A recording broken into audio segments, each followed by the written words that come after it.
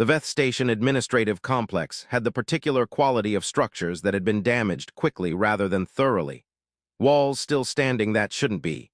Ceilings intact in sections that logic said should have come down. And in the gaps between these structural contradictions, pockets where people might have survived. Eli Marsh had learned to read collapsed structures the way some people read text. For meaning, for intention, for what the damage was actually saying about what might still be viable underneath. He moved carefully through the secondary corridor section, his instruments logging the steady ping of a life sign approximately 11 meters ahead and 4 meters below his current elevation. Conscious, his scanner said, injured, waiting. Hello, he called not loudly. He'd learned that loud voices in unstable structures could be their own kind of problem. I'm a field medic. I'm coming toward you. I'm going to keep talking so you know where I am. He'd found over 6 years of this work that voices were almost as important as hands. People in darkness responded to the continuity of a voice the way people in cold responded to warmth. Not rationally, not consciously, but fundamentally.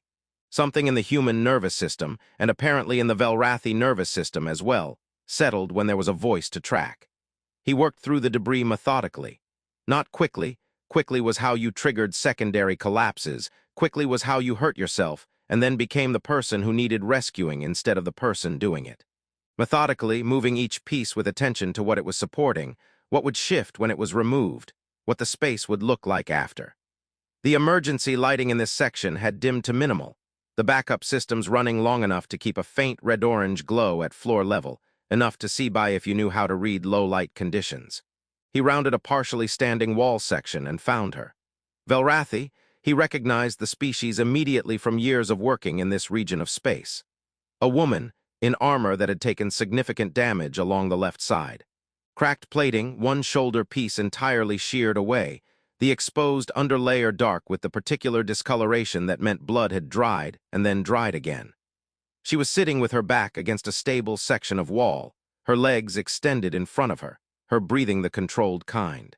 She looked at him when he arrived.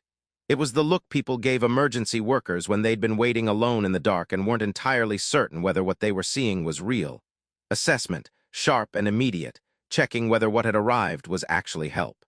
You're real, she said. Her voice was controlled in a way that Eli recognized as deliberate, pain being managed by someone accustomed to managing it. I'm real, he confirmed, moving toward her with the same steady, unhurried pace he always used in field situations. I'm Eli Marsh, Humanitarian Medical Corps. I'm going to assess your injuries and help you get out of here.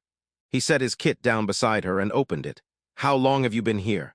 He asked because duration was relevant to certain kinds of injuries. Approximately 3 hours, she said. Any loss of consciousness? No. He nodded, began his assessment. The armor told part of the story before he asked any questions. The crack along the left side was structural. Something had hit it hard enough to compromise the integrity of the plating, and the edge where it had cracked had cut inward.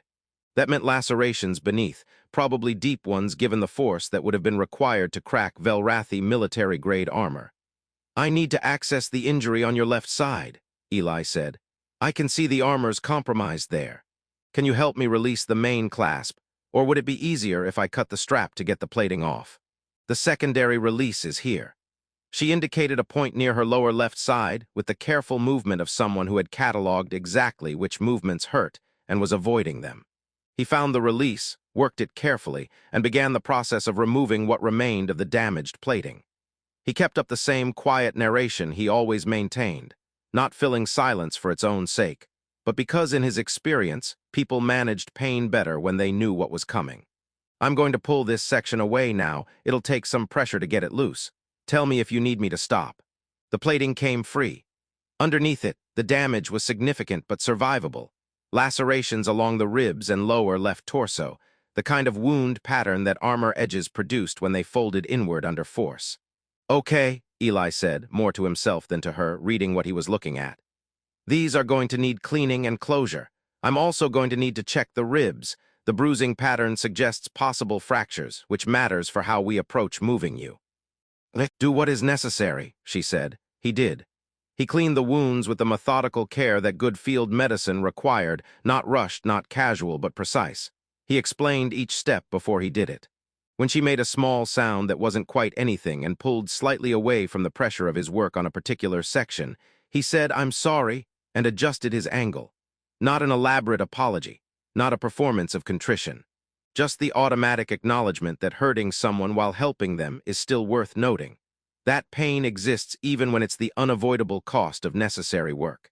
He assessed the ribs through the underlayer with careful palpation, explained what he was feeling for, told her what he found.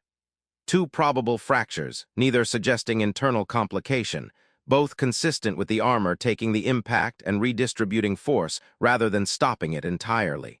Good news is the armor did its job on the worst of this, he said, beginning to close the lacerations. Bad news is doing its job still meant absorbing a significant amount of force into you. The alternative was worse, she said.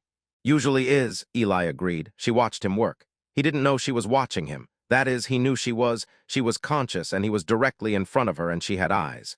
But he didn't register the quality of her attention, the way it had shifted from the initial assessment of whether help had arrived to something more sustained, more particular. He was focused on the work. She was focused on him. Empress Seriva Vael'than of the Velrathi Ascendancy had not been unobserved in 23 years. That was the precise calculation she had made once, privately, in a moment of something that might have been melancholy. 23 years since she had last had an interaction in which the other party did not know exactly who she was and calibrate every word, every gesture, every breath accordingly. Even people who thought they were being natural around her were performing naturalness. She'd learned to read it, the slight over-precision of people trying not to be deferential, the carefully modulated warmth of those who wanted to seem at ease.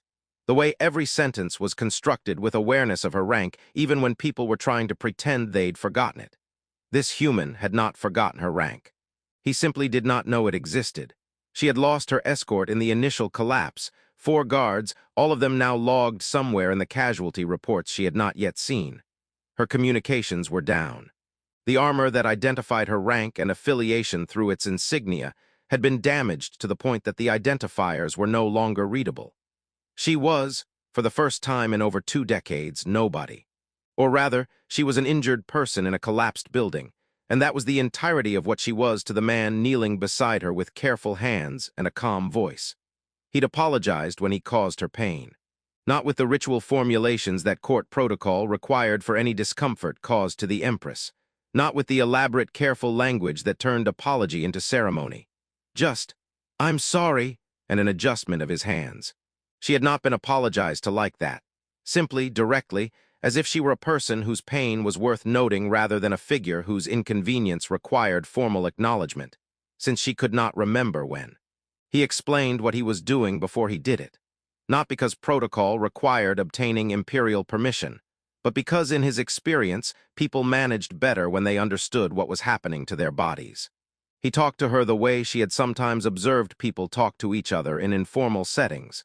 Directly, informationally, without the registers of deference that shaped every exchange she had. She found herself answering his questions with the same directness. It felt strange and then slowly didn't. "Your organization," she said, when he had moved to the rib assessment. "How did it come to operate in this sector?" "It followed the conflict," he said, pressing carefully along her ribs and watching her face for pain response. "We go where there's aftermath. This sector had a lot of it." A pause. "Breathe normally if you can. I'm trying to feel for anything that moves wrong." She breathed normally. He continued. "Do you have family here?" he asked, not a personal question, a medical one, assessing whether she had people to go to once he got her out. "No," she said. "Okay." He made a note, moved on. She watched his hands. They were steady in the way that competence made hands steady, not the rigidity of someone suppressing nervousness, but the relaxed precision of someone doing work they had done enough times that it had become part of how they moved through the world. There was no fear in him, no calculation of what this interaction might earn him or cost him. He was simply present, solving the problem she represented, giving her his full attention in the way that problems received attention rather than in the way that power received attention. She could not remember the last time she had received that kind of attention. She said nothing about this, but she did not stop watching. Eli's instruments picked up the approaching ships 40-some minutes after he'd found her, while he was completing the final elements of her treatment and preparing to think about how to move her to where extraction would be possible. "I'm getting readings on approaching vessels," he said, not looking up from the work. Velrathi military configuration, search and recovery pattern. They'll reach this section in about 15 to 20 minutes. He said it the way he reported all his instrument findings, as information, useful and neutral. Her breathing changed slightly.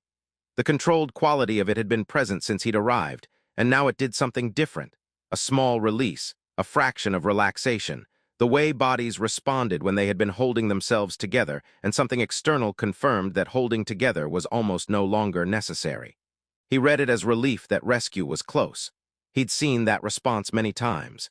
He began preparing for the handoff, organizing his documentation of her injuries, packaging what he'd used so it was easy to brief the military medical team on what had been done, checking the temporary closures on her lacerations to confirm they'd hold through transport. These should be properly addressed in a full medical facility, he said, indicating the lacerations. What I've done is field stabilization. It'll hold, but it's not the complete treatment. I understand, she said. He glanced up at her face then. Something in the quality of her voice made him look, and found her watching him with an expression he couldn't quite categorize. Not the pain-managed, careful expression she'd held for most of the last hour. Something more complex, something that seemed to be arriving at a conclusion. You're going to be okay, he said, because sometimes people needed to hear it stated plainly even when they probably knew it. The injuries are serious, but none of them are going to kill you. The ribs will heal with time. The lacerations will scar, but they'll close cleanly. Yes, she said, and then after a moment, thank you. The military team arrived 4 minutes later. He heard them before he saw them, organized movement through the debris, the particular cadence of trained soldiers doing systematic work. Then light, better light than the emergency system had been providing, proper equipment illumination. Then figures, 4 of them, moving with the efficiency of people who had a specific objective. They saw her. The change was immediate and total. 4 soldiers executing a search and recovery protocol became 4 soldiers in the presence of something that reordered every other priority. The lead officer, who had been moving toward them at the steady pace of professional rescue work, stopped. Your Imperial Majesty. Eli had been reaching for his kit to move it out of the way of the incoming team. He stopped. His hands stayed on the kit. He looked at the woman he'd been treating for the past hour and a half. Then he looked at the soldiers, then back at the woman. He finished picking up his kit because it still needed to be moved. There was a moment, brief, not dwelt upon, but real, in which he processed the information. The woman he'd found injured in the debris was apparently the Empress of the Velrathi Ascendancy. He noted this. He filed it in the category of information that was relevant to what happened next, and not particularly relevant to what had happened before. He stepped back to give the military medical team access. The Empress, he would think of her that way now, though it felt strange to apply to the person who had answered his questions and flinched at his hands and breathed carefully through pain management, was watching him.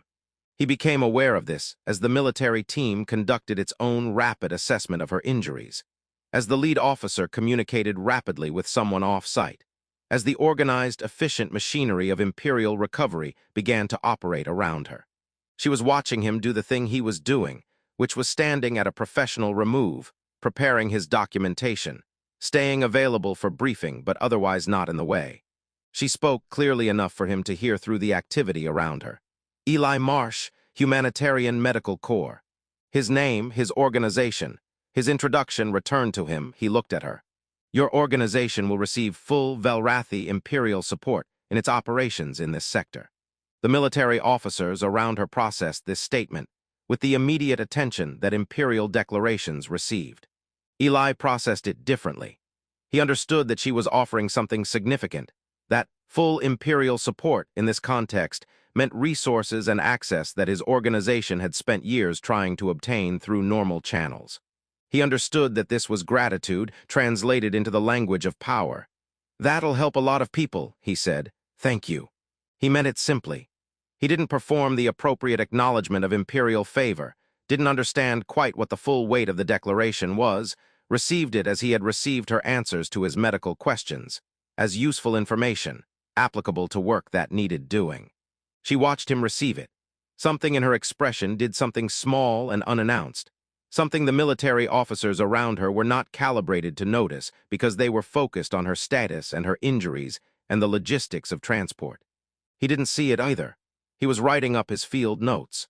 He thought about it later, when the activity of the extraction had settled, and he was back at the humanitarian core base, completing his documentation on the day's work. He thought about the way the soldiers had stopped when they saw her. The particular quality of that stopping, not the pause of people who had found who they were looking for, but the reorganization of everything around a new gravity. He thought about the hour and a half before that. The controlled breathing, the precise answers, the way she had watched him work with an attention he hadn't registered as unusual until he thought about it now.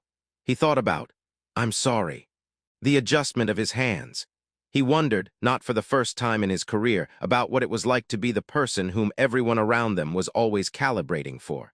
He'd worked with enough high-ranking officials, enough people whose status preceded them into every room, to have some framework for it. He thought about her expression when he'd received the declaration of imperial support. The small thing that had happened in it. He couldn't name what it was. He stored it in the category of things that were true but not fully understood. He finished his documentation. The declaration of imperial support turned out to mean, over the following months, field access that hadn't been available before, supply chains that became reliable where they had been inconsistent, local cooperation, that arrived without the friction that usually accompanied humanitarian work in contested sectors. A lot of people received care because of it. He thought about that too. About the debris field, the dim emergency lighting, the careful, controlled breathing of a woman managing pain with discipline. About the simple economy of having been present when presence was what was needed. About hands moving steadily through work that needed doing, and a voice that talked because voices helped, and the occasional plain acknowledgement